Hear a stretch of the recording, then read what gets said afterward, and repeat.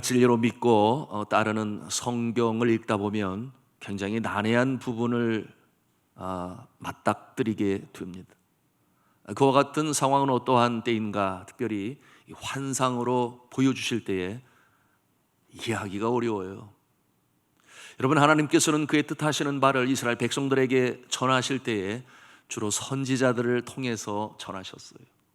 많은 경우 직접 언어를 통하여 전하셨으나 때때로 환상으로 보여주셨으니, 여러분, 이 모습은 오늘날로 말하면 3D, 총천연색, 입체, 영상이다 또는 그림이다, 이렇게 생각할 수 있겠습니다. 그렇게 하신 이유는 더 실감나게, 더 인상적으로, 더 잘 기억하게 하시기 위해서 이렇게 환상으로 보여주신 것입니다. 여러분은 환상을 보십니까? 굉장히 드문 일이죠. 저는 지난 주간에 환상을 봤어요. 놀라실 분이 계실지 모르겠는데요, 제가 잠을 자려고 누웠는데, 그런데 제가 어느 정원에 서 있었습니다.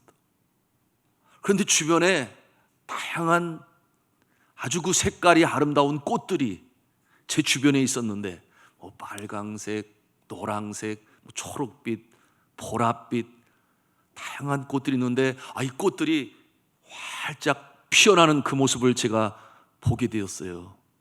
보통 이와 같은 상황을 비몽사몽간이다 이렇게 표현하실지 모르겠는데, 그러나 잠이 든 상태는 아니었어요.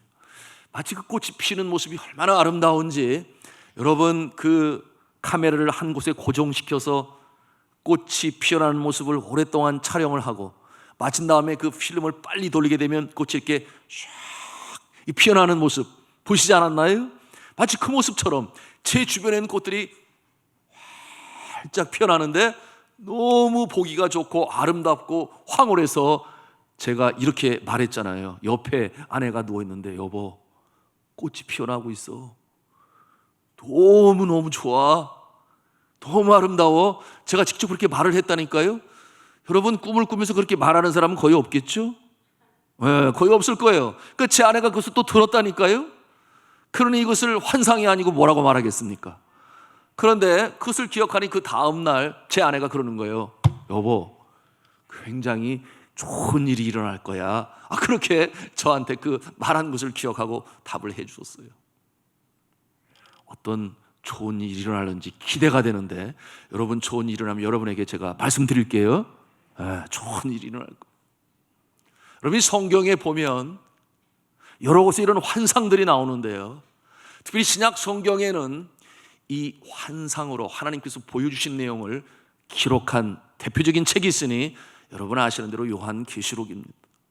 그런가 하면은 구약 성경에는 주로 선지자들에게 보여주셨으니 선지서들이 대부분 이 환상들이 등장을 하는데, 여러분, 에스겔서나 다니엘서가 대표적인 이 환상들을 중심으로 기록되었고, 그런가 하면은 하박국 선지서나 말라기 선지서도 마찬가지예요. 그리고 이 금년도 성탄절을 맞이하면서 대림절을 보내는 가운데 우리가 묵상하고 있는 이 스가랴 선지서가 또한 이 환상으로 이루어져 있습니다. 여러분, 이와 같은 내용들을 볼 때에 우리가 많이 어려워요. 이해하기 힘들어요. 그러나 심오한 뜻을 담고 있으니 하나님께서는 분명한 뜻을 가지고 선지자들에게 이처럼 환상으로 보여주시는 것입니다. 자, 이 스가랴 선지서에는 8개의 환상이 등장한다 말씀드렸어요. 그리고 오늘 우리는 그 마지막 8번째 환상을 대합니다. 스가랴 선지자가 눈을 들어본 즉 이 환상 중에 말병거가 출현하고 있어요. 4개의 병거가 불의로 만든 두 산에서 나오는 모습을 이렇게 환상으로 하나님께서 보여주십니다. 그런데 첫 번째 병거는 붉은 말들이, 두 번째 병거는 검은 말들이, 세 번째 병거는 흰 말들이, 그리고 넷째 병거는 얼룩진 말들이 등장하고 있습니다. 여러분, 이 병거가 등장하는 것은 성경에 어떤 의미로 쓰여지는가 보면 전쟁 때, 전쟁을 시작할 때에 이 병거가 등장을 해요. 그런데 보니 이 병거들이 구리산에서 나온다. 두 개의 구리산에서 나온다. 그렇게 오늘 말씀하고 있어요. 여러분, 이 구리산은 성경에서 무엇을 상징하는가 하면 하나님의 위엄을 상징합니다. 우리가 상상해 볼 수 있지 않아요? 구리는 엄청 무거워요. 그런가 하면 아주 단단합니다. 이것은 무엇을 말씀하는가? 준엄한 하나님의 심판이 그러하다는 것입니다. 하나님께서는 이 네 병거를 사방으로 보내서 온 땅에서 두루 다니게 하시는데, 이 뜻이 어떠한 뜻인가? 하나님의 통치를 선포하고 이에 복종하지 아니하는 자들은 심판하신다. 그와 같은 뜻을 오늘 이 환상을 통해서 말씀하시는 거예요. 그런데 이 병거들은 얼마나 신속하고 빠른지 다른 표현으로는 어떻게 표현하는가? 하나님께서 내보내시는 바람이다. 그렇게 바람으로 표현하고 있어요. 여러분, 4절, 5절 말씀 우리가 함께 읽기를 원합니다. 같이 읽겠습니다. 시작. 내가 네게 말하는 천사에게 물어 이르되 내 주여 이것들이 무엇이니까 하니, 천사가 대답하여 이르되 이는 하늘의 네 바람인데 온 세상의 주 앞에 서 있다가 나가는 것이라 하더라. 아멘. 자, 이 온 세상의 주가 되시는 여호와 하나님의 명령을 받들어 7절에서는 어떤 내용으로 말씀하시는가? 온 땅에 두루 다니는 모습이에요. 그런데 말들의 색깔이 제각각이에요. 이 네 색깔은 하나님의 심판의 모습을 보여주는데, 여러분, 이 붉은색은 전쟁과 피 흘림을 상징합니다. 그러니 진노의 심판을 상징하는 거예요. 검은색은 곤고함과 죽음과 슬픔을 상징하는 것입니다. 하나님의 심판이에요. 그런데 흰색은 승리와 번영을 의미합니다. 이것은 심판에서 오히려 잘되게 하시는 그 모습이고요. 마지막으로 얼룩진 것이 나오니 이는 기근과 질병과 이렇게 혼합되어진 상태를 의미하는 것인데, 그리고 이어지는 말씀이 이 말들이 건장하다 그렇게 표현하고 있으니 그것은 하나님의 심판이 아주 철저하다 하는 그와 같은 내용이에요. 어렵죠? 이 환상을 해석하는 것이 쉽지는 않아요. 이 병거들은 성전에 주둔해 있으면서 하나님의 명령을 기다립니다. 명령이 떨어지기가 무섭게 신속하게 사방으로 나가서 두루다니며 하나님의 준엄한 심판을 이행한다는 그런 것이에요. 그런데 8절에 보니까 북쪽으로 나간 자들이 내용을 쉬게 하였느니라 이렇게 기록되어 있어요. 북쪽으로 나간 자들이 내용을 쉬게 하였느니라. 여러분, 이 북쪽으로 나간 자들은 6절에 보니까 검은 말이 이끄는 병거예요. 그런데 그 뒤에 흰 말이 쫓는 모습이 또 나타나고 있어요. 여러분, 이 환상은 당시의 국제적인 정세를 보여주는 것입니다. 저 북쪽에 두 나라가 있었는데 하나님을 따르고 또 하나님을 숭배하는, 예배하는 이 선택받은 이스라엘 백성들을 그처럼 침략하여 포로로 잡아가고 못살게 굴고 힘들게 하는 아시리아와 이 바빌론, 이 북쪽에 있는 두 나라를 하나님께서는 멸망으로 심판하신 후에 쉬시는 모습을 이렇게 보여주시는 거예요. 실질적으로 이 두 왕국은 역사 속에 멸망한 모습으로 나타나죠. 하나님의 손길이죠. 검은 말이 북쪽으로 가서, 그런데 이어 따라 나오는 이 흰 말은 그럼 무엇입니까? 우리가 이렇게 의문 가질 수 있는데요. 여러분, 이 흰 말은 바벨론을 물리친 바로 페르시아, 바사 왕국이라고 성경은 표현을 해요. 그래서 이 페르시아 왕국은 이스라엘 백성들이 자신의 고향인 예루살렘으로 돌아가 성전 짓는 일을 돕는 역할을 하니, 이처럼 흰 말로 오히려 번성하고 잘 되는 당시의 상황을 보여주고 있는 것입니다. 자, 사랑하는 성도 여러분, 오늘 이 환상은 21세기를 살아가고 있는 이 시대의 믿음의 사람들에게 어떠한 교훈을 주는 것일까요? 어떠한 의미가 있는 것일까요? 어떠한 영적 레슨을 우리에게 주시고자 하시는 것일까요? 여러분, 이 환상을 통해서 우리가 깨닫는 바가 있으니 그것은 뭐냐 하면, 하나님은 살아계시니, 하나님은 지금도 살아계시니, 하나님을 대적하고 또 주를 믿는 자들을 핍박하고 압박하고 힘들게 하고 어렵게 하는 자들을 가만히 내두지 아니하신다 하는 것을, 이 공의의 심판을 오늘 이 환상을 통해서 우리에게 밝히 보여주시는 것입니다. 자, 이와 같은 모습, 내가 하지 않아도 누가 하신다는 거예요? 하나님께서 하신다. 그러니 우리는 나를 힘들게 하는 정말 원수와 같은 존재 있잖아요. 나를 힘들게 하고 때로는 모습만 보아도 부하가 이뤄요. 그런가 하면은 참 원통해요. 그 같은 상황에 있어서도 예수님께서 말씀하시잖아요. 원수를 사랑하라. 우리가 하지 않아도 그저 우리에게 하는 일은 긍휼히 여기는 것뿐이니 여러분, 하나님께서 심판하시는 줄로 믿으시길 바랍니다.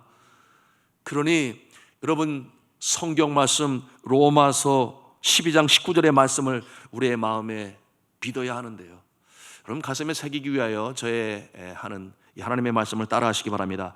너희가 친히 원수를 갚지 말고 하나님의 진노하심에 맡기라. 기록되었으되 원수 갚는 것이 내게 있으니 내가 갚으리라 주님께서 말씀하셨느니라. 믿으시면 아멘 하시기 바랍니다. 내가 갚으리라. 일본 제국으로부터 해방 이후 지난 75년간 이 한반도 역사 속에 백의 민족이라고 말하죠. 참 순수한 민족이에요. 다른 나라 제대로 한번 침공해 보지 못한 그 같은 민족인데, 그런데 이 대한민국을 향하여 여러분이 북한은 얼마나 많은 만행을 일삼았는지 몰라요. 여러분, 이념이 그렇게 무서워요. 6.25 전쟁을 시작으로 1969년은 강릉에서 서울로 오던 이 칼기 피랍 사건이 있었어요. 그런가 하면 이후에 1987년도에 114명의 생명을 앗아간 칼기 폭파 사건이 있었어요. 그런가 하면 46명의 병사가 죽은 2010년에 천안함 사건이 있었는가 하면 연평해전과 비무장지대 철책선의 이 지뢰 폭발을 하여 여러 가지 많은 만행들이 너무나 우리의 마음을 아프게 하고 힘들게 했으니 그 부모들의 마음이 오죽하겠습니까? 하나님께서 가만히 내버려 두실까요? 그 땅에서 여전히 믿음을 지키고자 숨어서라도 눈물을 흘려가며 하나님께 예배를 쉬지 않는 이와 같은 모습들을 하나님께서 그냥 내버려 두실까요? 하나님의 심판은 이 성경과 인류 역사를 통해서 보니 전쟁 또는 자연 재앙을 통해서, 때로는 역병을 통해서, 전염병 아니겠습니까? 이와 같은 모습으로 심판하는 모습이 성경과 인류 역사에 나타나요. 여러분 아시는 분은 아시겠습니다만은 지금 저 북녘 땅의 백두산의 화산 폭발의 가능성은 오늘날 과학자들에게 초미의 관심사가 되었어요. 북한이 공개하고 난 뒤에 이처럼 관심사가 되었으니 휴 화산인 줄 알았는데 조사를 하고 보니 활화산으로 성격 지어졌어요. 그 예로 백두산 천지의 물 온도가 꾸준히 올라가고 있습니다. 한때 2011년도에 물의 온도가 77.7도에 이르게 되었는데, 여러분 물이 끓는 온도가 100도니 77.7도면은 어느 정도 뜨거운 줄 알잖아요. 그러니 생물이 살 수가 없잖아요. 백두산의 이 지표면의 상승도 2005년, 2006년도 사이에 최고조를 기록하게 되었는데 2005년도에는 백두산 정상부의 지표면이 7cm까지 상승하게 되었어요. 무엇을 보여줍니까? 산이 움직이고 있는 거예요. 가만히 있는 것이 아니죠. 영국과 스위스, 중국, 프랑스, 네덜란드, 독일, 미국 등 이 국제 공동 연구팀이 2017년도 불과 몇 년 안 됐죠. 과거에 발생한 백두산 화산 폭발 시기를 아주 정확하게 측정해서 발표를 하였는데 서기 946년 10월에서 12월 사이로 보고 있습니다.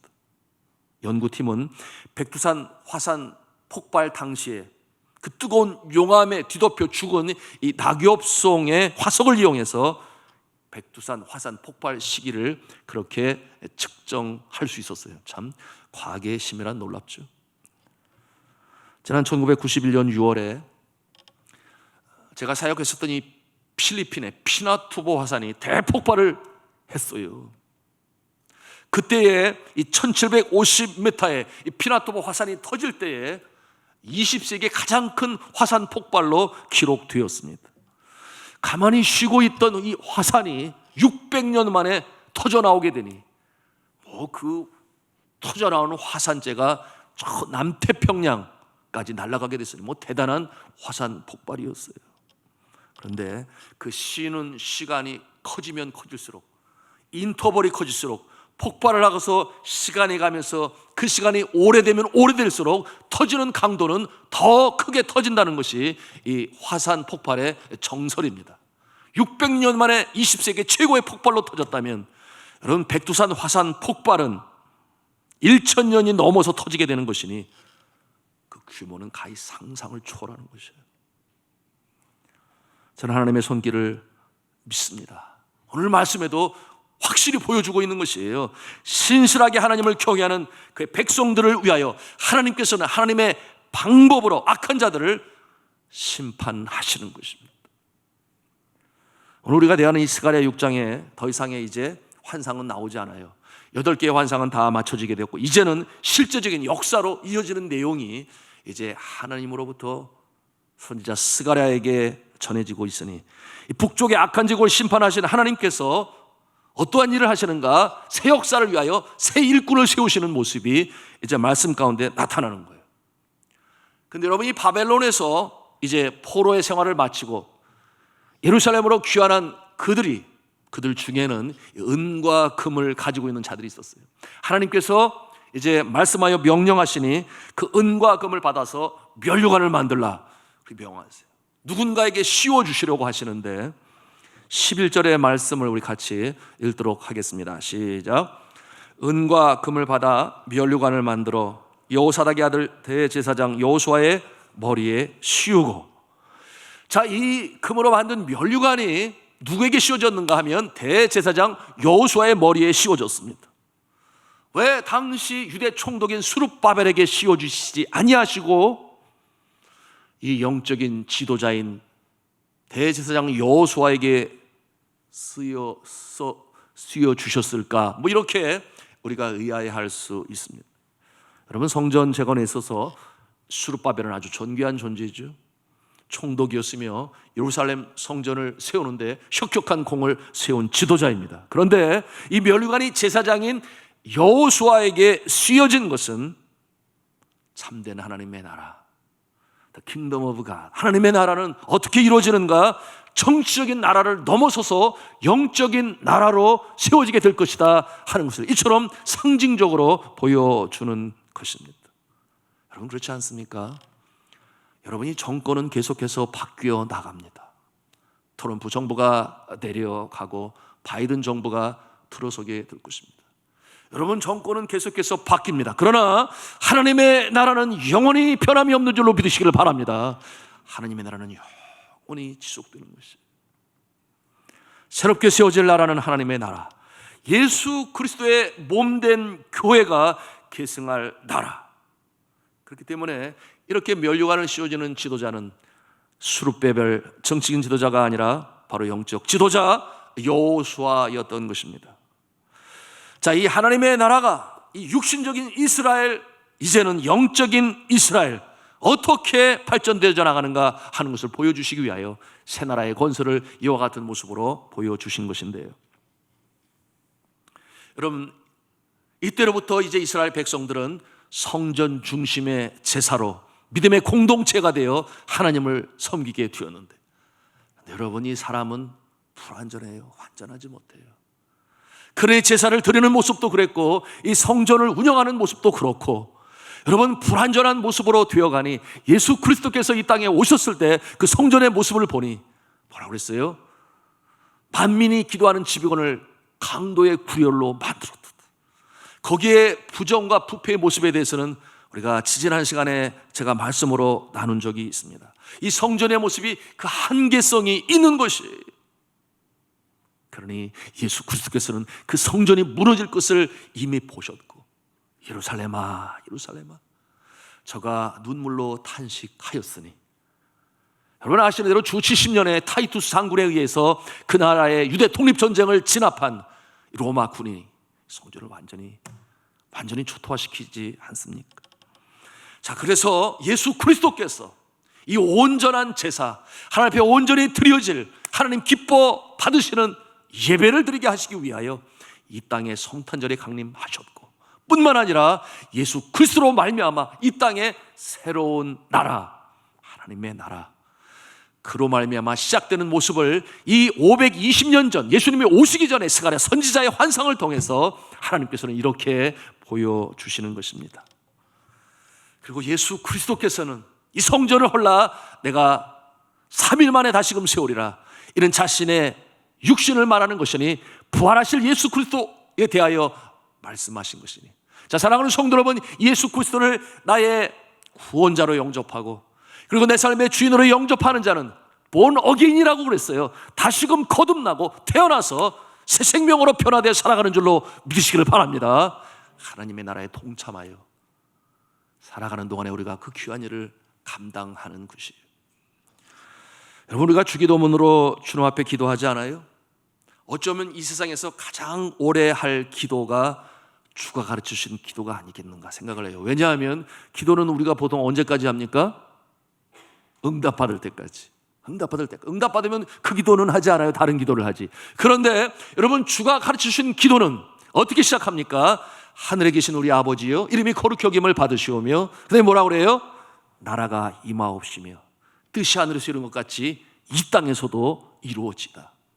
하늘나라가 이 땅에 이루어지게 되는 그날까지, 하늘의 뜻이 이 땅에 온전히 이루어지는 그날까지, 여러분, 우리가 이 기도를 쉴 수가 없어요. 여러분, 지금도 그 하나님의 나라는 예수님이 오실 때부터 이루어져 왔으며 지금도 이루어져 가며, 그러나 완전히 이루어지지 아니했으니 언제 완전히 이루어지겠습니까? 주님께서 재림하시는 그날에 온전히 이루어지게 되니, 그때까지 우리가 이 주 기도문을 우리가 주님 앞에 드리는 것입니다. 자, 오늘 스가랴 선지자가 이 6장에서도 하나님께서는 이 원대한 계획을 보여주시고 계시는데요, 12절 이후의 말씀이 그것을 보여줘요. 이 영원한 미래를 이제 밝히 보이시는 하나님의 환상, 여러분, 이 내용이 14장까지 쭉 연결이 됩니다. 이 주제를 알고 우리가 말씀을 대해야 되는데요, 우리 12절과 13절 말씀, 6장 12절 13절 말씀을 같이 읽겠습니다. 시작. 말하여 이르기를 만군의 여호와께서 이같이 말씀하시되, 보라, 싹이라 이름하는 사람이 자기 곳에서 돋아나서 여호와의 전을 건축하리라. 13절. 그가 여호와의 전을 건축하고 영광도 얻고 그 자리에 앉아서 다스릴 것이요, 또 제사장이 자기 자리에 있으리니 이 둘 사이에 평화의 의논이 있으리라 하셨다 하고, 아멘. 자, 보라, 싹이라 이름하는 자가 자기 곳에서 돋아나서, 한글 개역에는 이 싹을 순이라 그렇게 번역했습니다. 자, 이 싹은 성경에 여기저기에서 등장하고 있으니, 여러분, 이사야서 53장 2절에는 이렇게 표현을 하고 있습니다. 그는 주 앞에서 자라기를 연한 순 같고 마른 땅에서 나온 뿌리 같아서. 누구시겠습니까? 예수 그리스도 아니시겠습니까? 예수 그리스도께서 이제 나타날 것이라. 그가 여호와의 전을 건축하리라 그렇게 말씀하고 있어요. 여러분, 보배로운 산돌이신 예수 그리스도께서 이 전을 만들어 가시니, 그리고 우리는 산돌로 부름을 받아 예수와 함께 이 거룩한 전을 세워나가니, 이것이 바로 이 땅에 이루어질 하나님의 나라인 줄로 믿으시기를 바랍니다. 우리가 일에 동참한다고 하는 것이 얼마나 영광스러운 일이에요. 너무나 감사한 일이에요. 많은 공기 예수를 믿는 이유가 내 영혼의 구원을 위해서, 물론 틀린 말이 아니요, 맞는 말이죠. 그러나 그것만으로라고 생각한다면 아니요, 복음은 그보다 훨씬 더 능력이 있으니 사회를 변혁시키고 병든 사회를 치유하며 새로운 하나님의 나라를 만들어감을 믿으시기를 바랍니다. 그래 쓰임받을 수 있어야 되는 것이죠. 예수님은 이 여호와의 전을 만드시고 그곳에서 왕 노릇을 하십니다.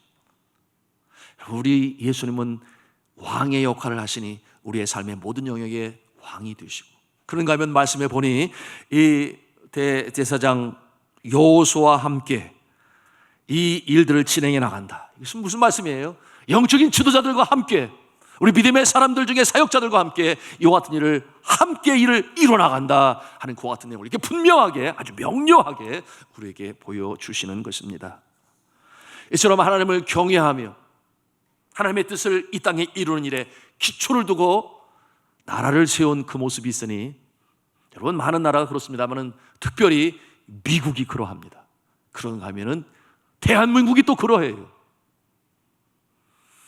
여러 나라를 사용하시지만 특별히 이 두 나라를 하나님께서는 특별히 세우시고 사랑하시니 놀라운 역사들을 이루어 나가신다. 저는 그렇게 아주 확신하고 있습니다.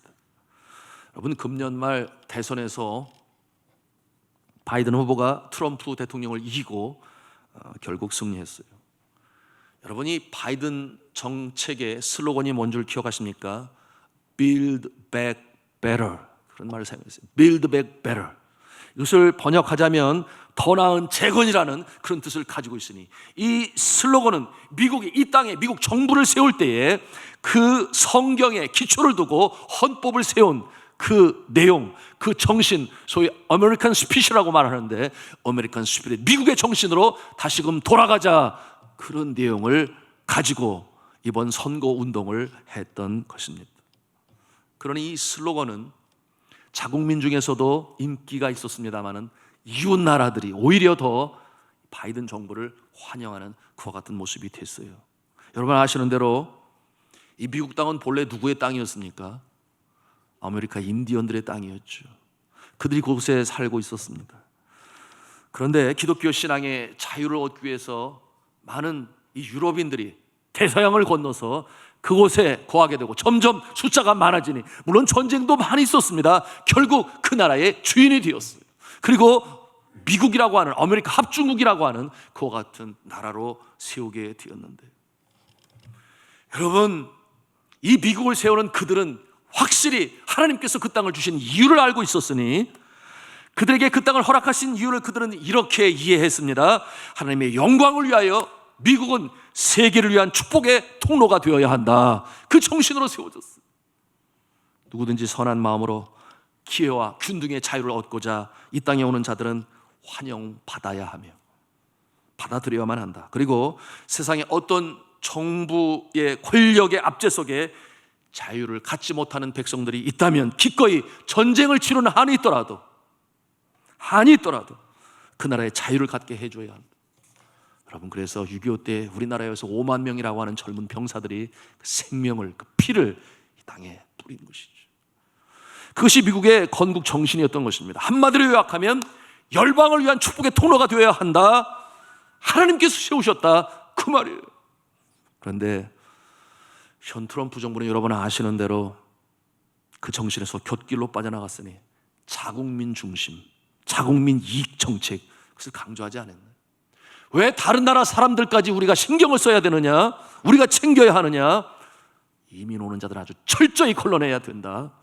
그런가 하면 다른 나라에 가서 수고하는 미국 군인들은 그 수고의 대가를 확실히 받아내야만 한다. 심지어는 우방 국가에서도 그것을 받아내야 된다. 이와 같은 정책을 내세웠으니, 그럼 이런 자세는 미국의 원래 건립 기초 정신과는 너무나 다르지 않아요?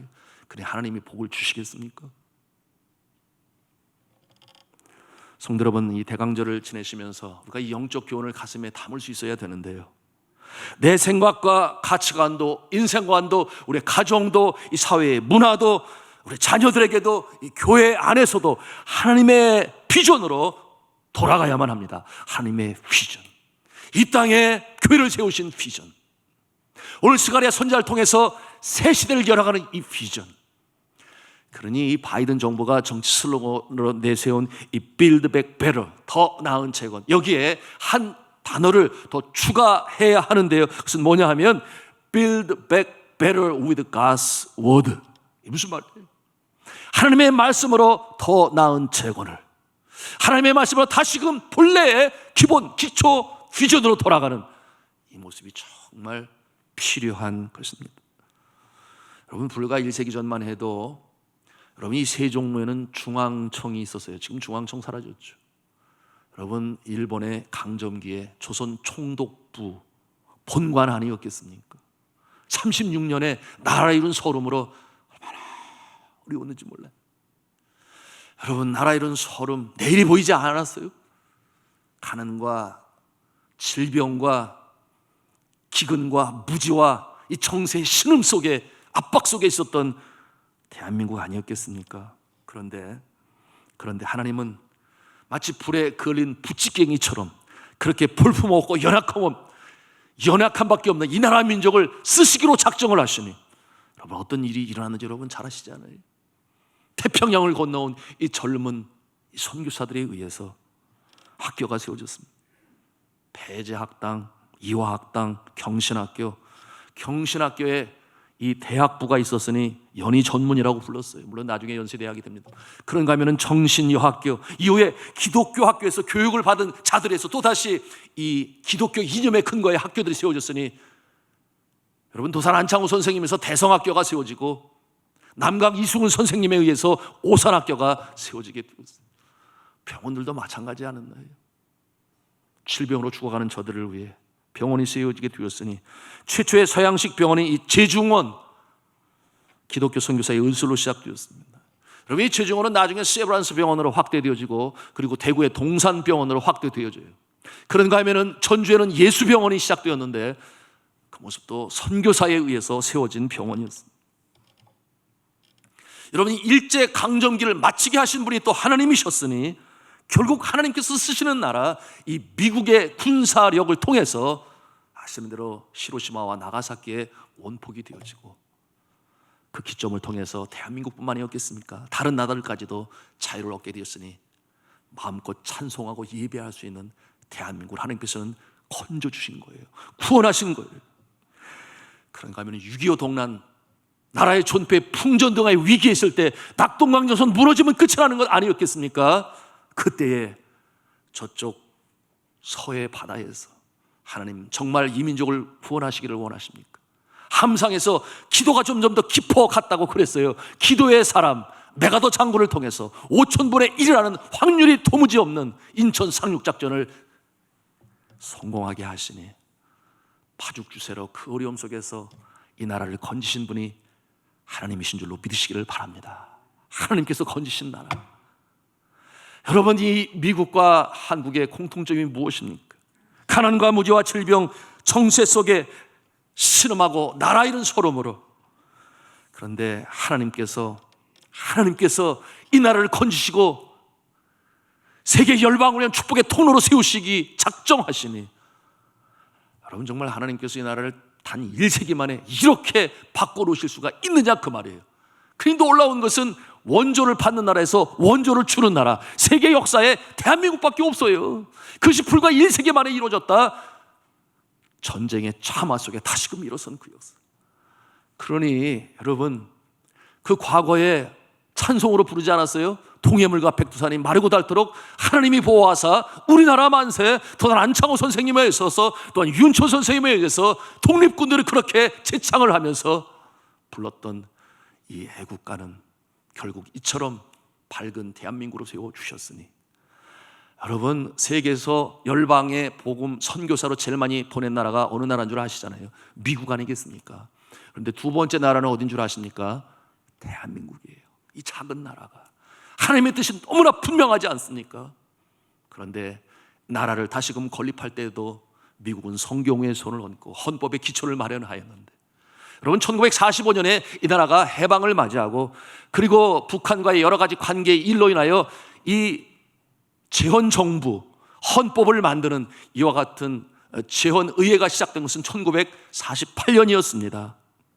5월 31일에 198명의 의원들이 모여서 회의를 시작합니다. 제일 먼저 한 일이 무엇인 줄 아십니까? 하나님 앞에 기도하는 일이었어요. 그도 그럴 수밖에 없는 것이, 상해 임시정부의 수장으로 세운 분이 누구였어요? 김구 선생님이 아니었습니까? 독실한 크리스찬이었습니다. 이 나라 정부의 첫 번째 대통령은 누구였습니까? 이승만 박사님이었습니다. 독실한 크리스찬이었죠. 그러니 재헌정부에서 제일 먼저 하는 것은 기도일 수밖에 없고, 당시 이윤형 의원이 이제 대표로 나와서 기도로 회의를 열었는데요, 그 기도문의 시작이 이러합니다. 이 우주의 만물을 창조하시고 인간의 역사를 섭리하시는 하나님이시여, 이 민족을 돌아보시고 이 땅을 축복하셔서 감사에 넘치는 오늘 있게 하심을 주님께 저희들은 성심으로 감사하나이다. 오랜 시일 동안 이 민족의 고통과 호소를 들으시고 정의의 칼을 빼서 일제의 폭력을 굽히시사 세계 만방의 양심을 움직이시고 우리 민족의 영혼을 들으심으로 이 기쁜 역사적 환희의 날을 이 시간에 우리에게 오게 하심은 하나님의 섭리가 세계 만방에 정시하시는 것으로 저희는 믿나이다. 사랑하는 성도 여러분, 하나님께서 우리나라를 건지시고 사랑하시고 지금도 사용하시는 줄로 믿으시기를 바랍니다. 너무나 분명한 것이. 그리고 이처럼 잘 살도록 세계 열강과 어깨를 겨루고 경제적인 면에서나 영적인 선교사를 수출하는 면에서나 이렇게 주님께서 사용하시니, 여러분 중요한 것은 우리 믿음의 사람들이 한국교회가 이 땅의 영적인 책임자가 되어야 한다. 여러분, 이 어두운 세상의 빛과 소금의 모습으로 우리는 책임자가 되어야 한다. 여러분, 성도가 살면 교회가 살고 교회가 살면 나라가 사는 줄로 믿으시기를 바랍니다. 그것이 기독교 역사의 모습인 것이. 그래서 여러분이 교회가 살면 교회는 하나님의 축복의 통로가 되니 우리의 심령에 연결이 돼요. 우리의 가정에 연결이 되고 일터에 연결이 되고 또한 교회에 연결이 되고 정치, 경제, 사회, 문화, 예술, 교육, 국방, 스포츠 모든 분야에 연결이 되어지니 그곳에 하나님께서는 우리들을 선교사로 보내는 거예요. 하나님의 다스림, 하나님의 통치가 그곳에서 나타나게 하셔서 이 땅에 하나님의 나라를 이루어가는 이 환상을 오늘 우리는 스가랴 선지자를 통해서 발견하게 됩니다. 말씀을 맺습니다. 성탄절이 다가오고 대림절이 다가오고, 사랑하는 성도 여러분, 우리는 영적 책임을 가지고 우리가 주의 탄생을 기뻐하시면서 우리의 심령 가운데는 예수 그리스도께서 성령으로 임재하셔서 충만케 하시는 역사가 있기를 저는 주님의 이름으로 축복합니다. 그럼 우리 정적 책임을 가지고, 너무나 어려운 때이죠. 그러나 가장으로서, 어머니로서, 일터에서는 일꾼으로서, 교회에서는 중직자로서, 직분자로서 하나님의 빛을 발하시는, 어둠을 이겨나가시는, 주은교를 따뜻하게 훈훈하게 사랑으로 증거하시는 저 여러분 다 되시기를 주님의 이름으로 축원합니다.